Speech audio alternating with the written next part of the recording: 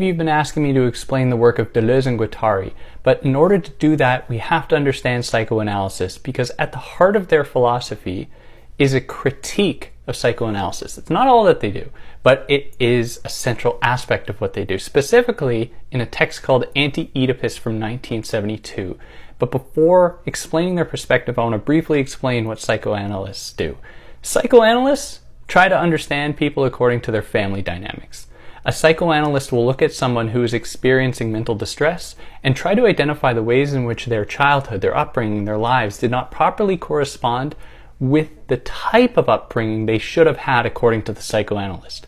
So for the psychoanalyst, in order for someone to be properly socialized, they should have been raised in a setting where there was a father figure and a mother figure that, in the case of a son, instilled proper values of emulating the father's strength while pursuing the mother's caregiving attitude.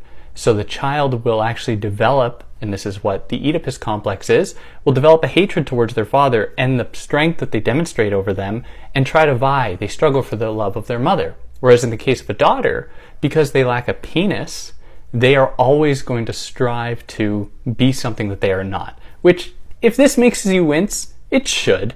There's no legitimacy to this, but this is the idea. So Deleuze and Guattari are not buying any of this. Instead, they're like, this is way too reductive.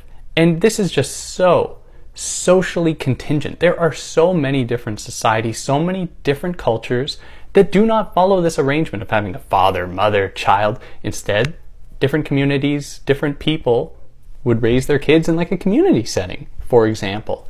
But some of their more stringent critiques come down to this avid reduction of humans to their psyche, to their experiences with their parents.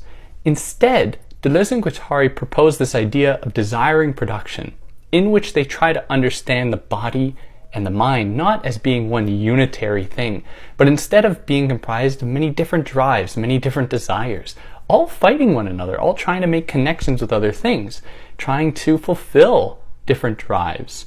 And by doing this, what Deleuze and Guattari do in Anti-Oedipus is open up a more holistic, a broader discussion about what people want in the world, not reducing them to their experiences as children and to their relationships with their mothers. Instead, they want to open up the door for possibility. Let me know what you think. Let me know what else you want me to cover.